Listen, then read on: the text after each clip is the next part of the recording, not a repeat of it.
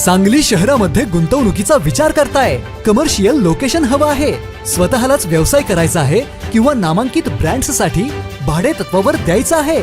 मग डोळे झाकून एकच पर्याय, श्री राजलक्ष्मी मॉल. सांगली जिल्ह्यातील नामांकित, अनुभवी व सुप्रसिद्ध श्री राजलक्ष्मी ग्रुप यांचे श्री राजलक्ष्मी मॉल. एकाच छताखाली branded showrooms, restaurant, gym, food court, multiplex theatre, club house, game zone. नुसता मॉलच नाही तर लवकरच सांगलीमधील मल्टी ब्रँडेड एंटरटेनमेंट सेंटर.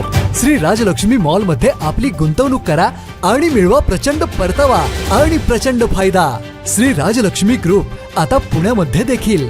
अनेक गुंतवणुकींचे पर्याय उपलब्ध.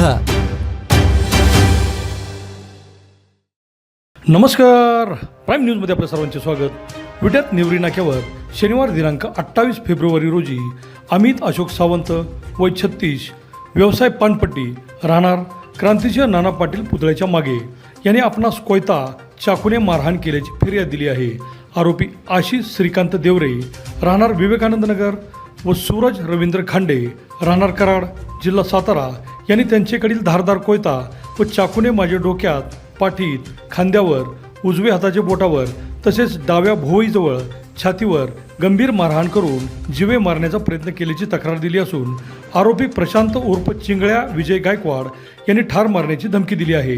तर उमेश खलिपे, उदय नलवडे, मयुरेश गोळवणी, जगन्नाथ खलिपे, कृष्णा देशमुख व राज जावीर यांनी आपणास म्हणजे अमित सावंत यास जीवे मारण्याची प्रेरणा दिल्याचे तक्रारीत म्हटले आहे.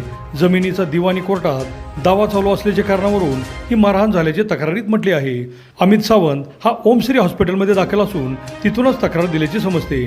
सदर गुन्ह्याचा तपास हा सहाय्यक पोलीस निरीक्षक यादव हे करीत असून या घटनेने विटा शहरात मोठी खळबळ उडाली आहे. अभिजित शिंदे, प्राईम न्यूज, विटा.